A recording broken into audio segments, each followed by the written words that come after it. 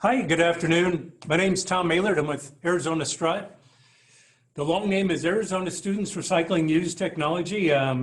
Grateful to be here with you today, and grateful that UAT, this partnership, has partnered with us on some refurbathons where you, the students, are helping us refurbish computers to where we can get them to other students to assist them.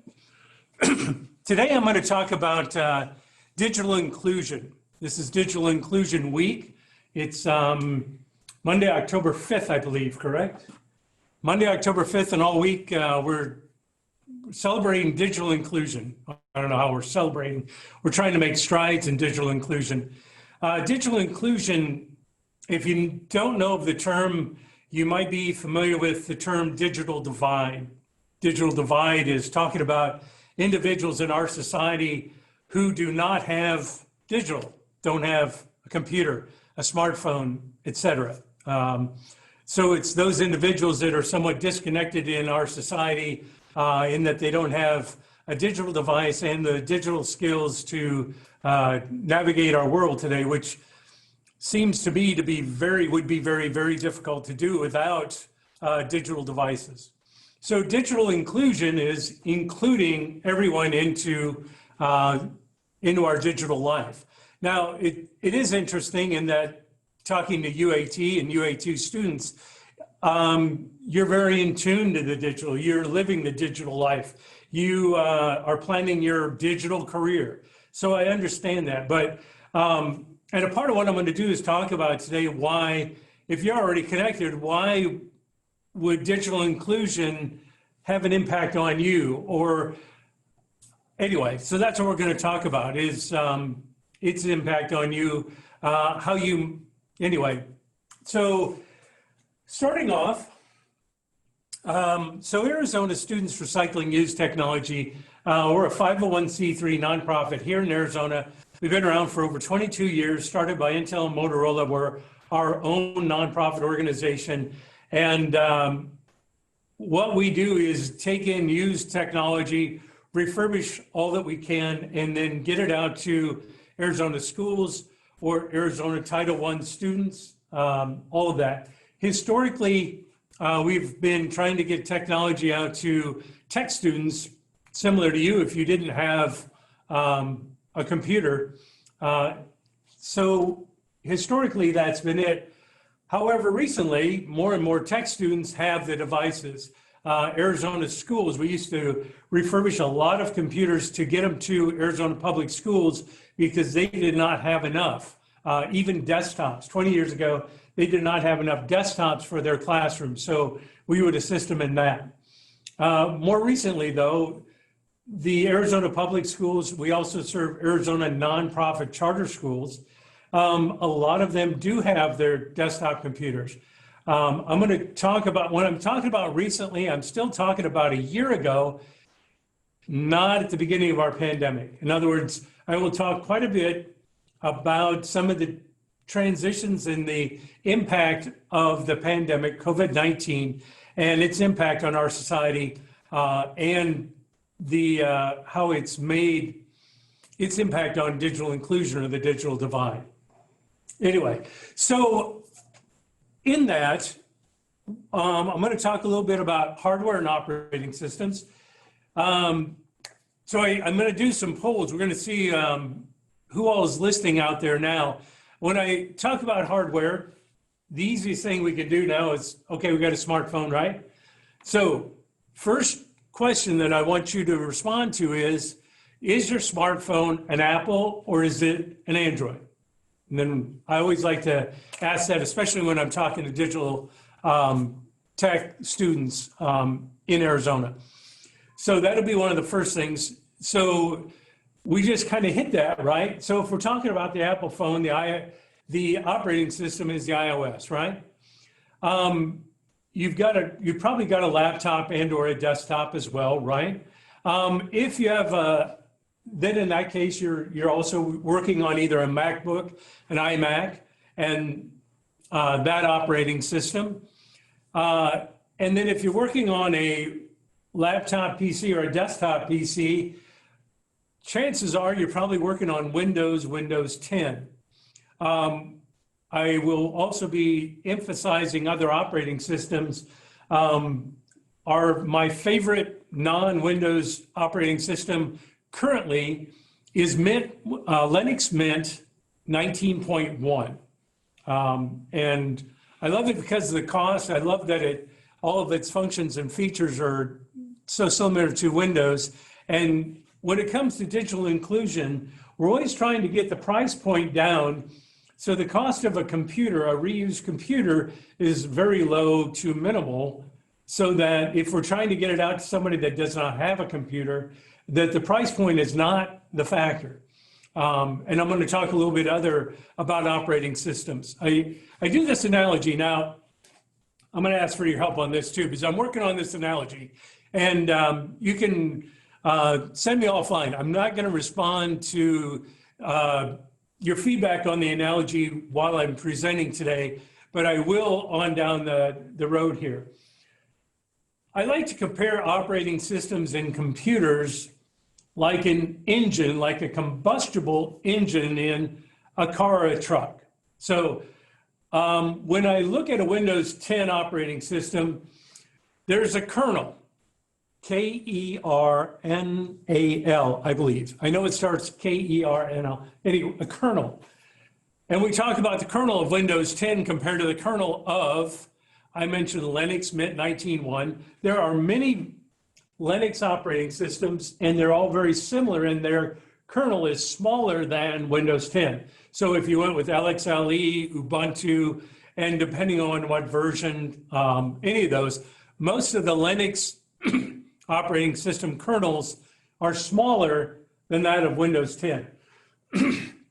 Now the comparison is, if you're looking at an engine that goes into, let's say, a Honda Civic, we'll call it a 6-cylinder. We're going to say that Honda Civic has a 6-cylinder. Man, I hope they do. It could be just a 4-cylinder. Anyway, the 6-cylinder engine in a Honda Civic. You've probably ridden in a Honda Civic. You've probably ridden with a friend, and if you're going from Phoenix to Tucson on the freeway, you can probably exceed the speed limit in a Honda Civic easily with a 4 or 6-cylinder engine. Now, the trick is, if you were to compare that to a Ford F-150, a larger pickup truck, otherwise a larger kernel, larger pickup truck, you really probably need a V8, an 8-cylinder engine in it instead of a 4 or 6-cylinder engine in it, because it needs more power, more resources to get down the highway to Tucson at the speed limit of 75 miles an hour. We'll just say we're gonna stay legal here. So anyway, you get the idea. So where that comes into computers, when we're trying to refurbish them and getting them out to an individual who does not have a computer. Because if I were to tell you, hey, I've got this laptop, it's Core 2, it's got 4 gig of RAM and 160, 200 gig hard drive, you techies are gonna go, that's not good enough. No way, that's junk, it's crap, forget it. But if we're talking to a non-techie, a person that does not have access to the internet, any of those tech skills that you have, this is gonna be a very functional tool for them to survive our life, our digital life, as it is today. And the thing is, if we look at that and go, okay, there's a Honda Civic, right? It's not the 4th gen i7 laptop that you guys might have, or a 2018 MacBook, and it's i5, i7 with those larger resources, right? So what it is it's a Honda Civic with a smaller kernel. If we load Mint 19.1, this Core 2 laptop can operate as fast as the 4th gen i7. In other words, that's where the engine, the operating system, the kernel, that's where the variation is. We're trying to power a Honda Civic, not the F-150. And so this is how we do it when we're getting used technology, because if we were trying to load Windows 10 on that Core 2 with 4 gig of RAM, you're right, it would perform miserably.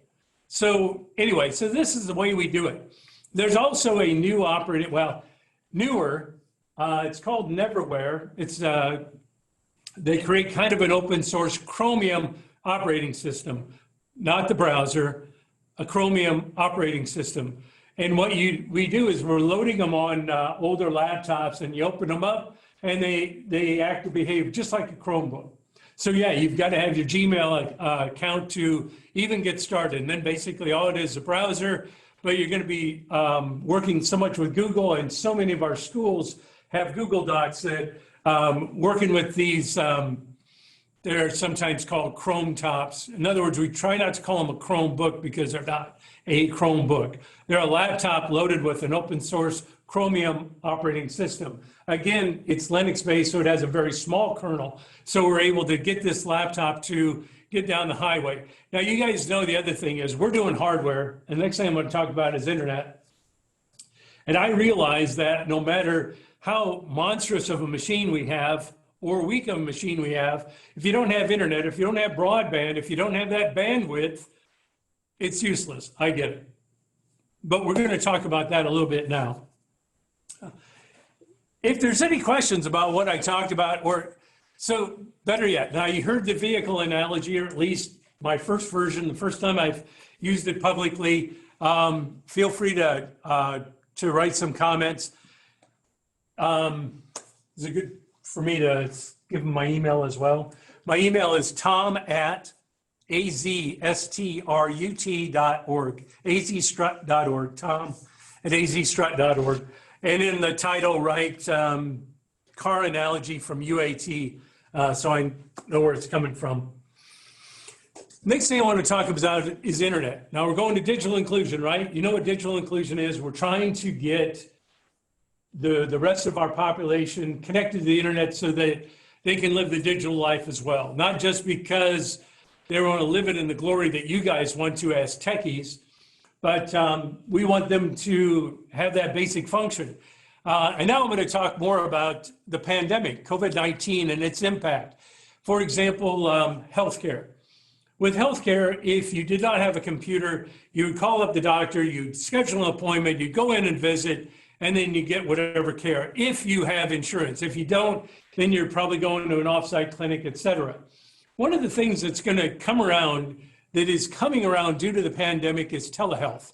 Now, you'll hear a bunch of other terms as well, and there's some institutions that have been using telehealth a long time.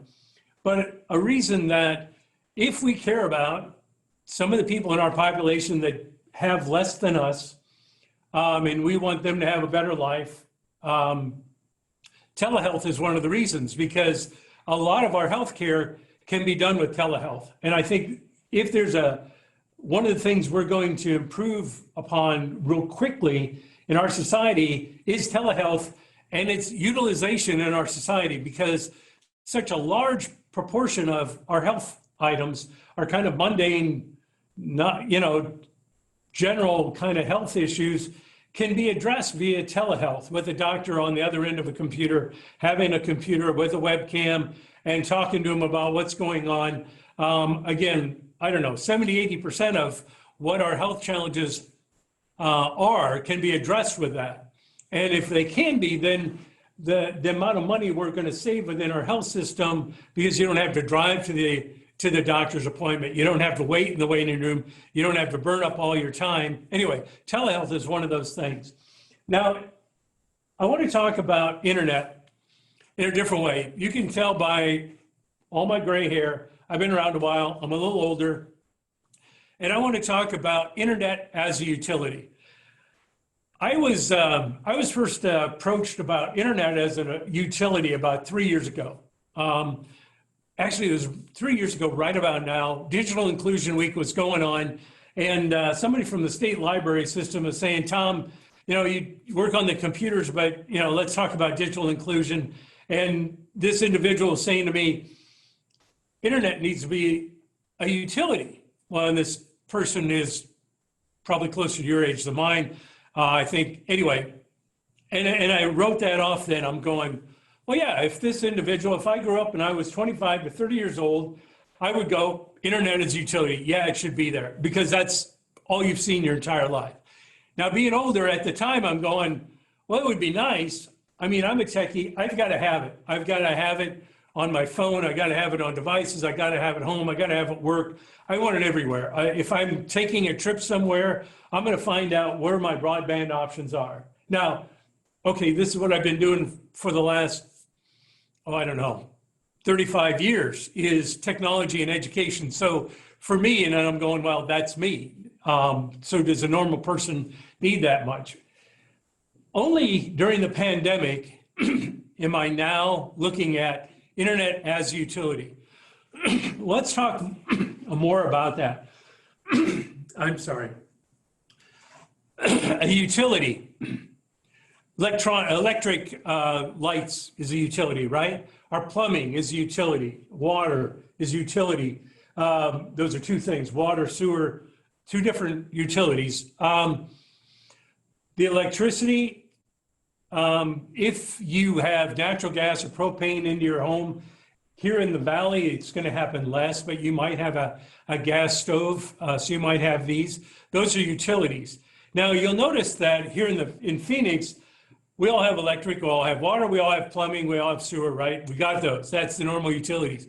The gas sometimes becomes an alternate utility, whereas I don't have natural gas available to me at my residence, and propane is not really a large city utility. It becomes much more common in rural areas. But what the concept of internet as utility is something that our infrastructure, our government, our state, our country, the conversation is we should have internet at every house. In other words, if somebody builds a home, they have to have electricity. Well, if they have electricity at their house, then internet should be there at the same cost, no matter where you are, whether it's South Phoenix or Scottsdale, it shouldn't matter. It should be basically the same price, similar to our electricity. So internet as utility. Again, I was not in favor of this 3 years ago, but now I do believe so. And here's the item. If you look at somebody that's fiscally conservative, they're going, Tom, you just want to spend a ton of tax money so that we can all have internet. And I'm going, that's the wrong way to look at it. The economic benefits to our local community, to our state, the economic benefits to our country is huge if we have internet. Here's why. Right now, I'm in this room. There's two of us here. You guys are there. I hope somebody's there. But you're in your room. Why? Because we have a pandemic and we can't all be here. The concept is remote, learning remotely, online learning should revolutionize our educational systems, the public, the K through 12 systems, et cetera. Schools like this one is probably going to be on the leading edge of that. And I'm grateful for that. Somebody's got to be. The other thing that it's going to impact, and it started before the pandemic. Well, actually, we're here with Perimeter 83. Perimeter 83, I understand, is a co-working facility, right? A co-working facility. So you can have a desk. So other co-working facilities for the big companies are WeWork. Downtown Phoenix is Galvanize, right? Cahoots, Regis. Is there any other really big co-working facilities that I should name? But co-working facilities, and the reason they're taking off even before the pandemic. Now, with the pandemic, there is this hiccup. In other words, you can go in there as you want and you can sit across the desk. Now, before the pandemic, you'd sit across the desk 2 feet from somebody you didn't know, it wasn't in your company, and now that becomes a trick with the pandemic. However, having a place to go to work and being able to go to work from anywhere, you can work from the room you're in right now, whether it's a dorm room, in your bedroom at your house, in the den, on the dining room table of a house, it doesn't matter. We are hit the point where all of a sudden it's revolutionizing work, so we can work from anywhere, which then means co-working facilities we still, I believe, will need some kind of a small hub, some kind of a center to connect individually, in person. Now, I'm talking really about now when we get past the pandemic. In other words, we're going to do it to a degree during the pandemic. We're going to be coming back after the pandemic. And when we do, these places are really going to explode. Here's the thing. Here's the economic thing. The benefit of us having internet in our own residences and having internet as a utility. It's going to boost the economic impact of, actually, it should impact the economic development of any small or rural town, because now you don't have to live close to work. If you go to work for Avnet or Intel, these large corporations here in the Valley, you don't have to go to work. You can work from anywhere, right? So why fight traffic and 30 minutes and freeways and all that? If you find a small town that you like, all of a sudden you can probably buy a residence there for half what you can here in a large city. So all of a sudden, if the small towns can create a co-working facility and have some other things, some of the creature comforts that we city folk like, if they can get some of that, all of a sudden, what we can do in that small town, here's an example. In the small town, I'm going to talk about two companies that I see in small towns in Arizona that I don't really like. I despise them, and I think they're destroying the fabric of our small towns. Family Dollar and Dollar General. Those two companies are owned east of the Mississippi, and 10 to 20% of the profits that store makes, whether it's in Mayer, Dewey, Benson, Douglas, it doesn't matter. Most of that money is going back to either Tennessee or the Carolinas. I think that's where their home is. So when you have a corporation, most of the profits go back to that home city, that home state, and benefit them. So we're spending our money. It is giving somebody a job. They're probably making $12 an hour, maybe a little more if they're assistant manager. But when we look at that small town, for example, Mayer, you may want to look it on the map. There's probably less than 2,000 people in Mayer. They do have a Family Dollar. And a part of it is all the people who live in Mayer have to drive somewhere else to get a job. If they're going to get a job right there in Mayer, they're going to make 12 bucks. They're going to make minimum wage. There's a Family Dollar, there's a Circle K, and a few others. But if you work remotely and now you can get a job, a tech job, even if it's a low-end tech job for $35,000 a year, that's better than the $12 an hour, right? Anyway, that's still better. So what if we look at this small town and all of a sudden they have 10 or 20 people that are working remotely from home and making, let's say, 40 grand a year. All of a sudden the economic base of that small town grows considerably. Now, if you have higher level employees and individuals living in the town, you have better solutions to the blight of drug addiction and all the other issues that some small towns address. So again, I am veering off a bit, so I'm gonna come back in. So internet as a utility has an economic benefit. It's not a zero sum. We talk about it's either us or China. It's not. In other words, it doesn't, you have $1 that's going one way or the other. There is so much, especially when we talk about digital work, we have so much growth that we can do that. And if we work smarter and we have intelligent tech jobs, one job for an American could be equivalent to 20 in China economically. And that's where the fight is. All right, I'm gonna go over. Can I go over? Hopefully you're still engaged, because I have a few more things I want to talk about. One thing I want to talk about is the right to repair. It's a bill that's trying to be pushed through our Congress and our senators. Right to repair means that we have the right to repair our smartphone. It can be done here. It doesn't need to be done at an Apple store. There are a lot of things that sure we can do. You can take it to a Best Buy, an approved Apple store, to have your screen repaired or your battery, etc. But if it goes much further than that, it might be illegal for you to do that or somebody else to do it. No, no, it's illegal. It doesn't just void the warranty. It may be illegal if you get into their chipset, et cetera. Now, I'm not saying you can get into the chipset, but anyway, right to repair is something that I hope you'll look at and look at. Now, right to repair jobs are local. I know you guys you want to design apps, you want to develop video, you're going to create something, most of you, and that's good. But at the same time, if you want a tech thing that helps out and creates local jobs, again, local jobs, wherever you are, all of a sudden, you can't repair an iPhone. I mean, I'm not sending, if my battery starts dying, I'm not going to send it to India to replace the battery. I'm going to go right down the store. They're going to do it. I'm going to wait. They're going to hand it back to me, right? Those are the local jobs. That's the repair jobs. Right to repair is local jobs. Here's the other thing.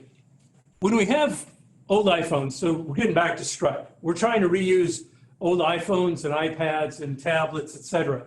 So we talked about operating systems.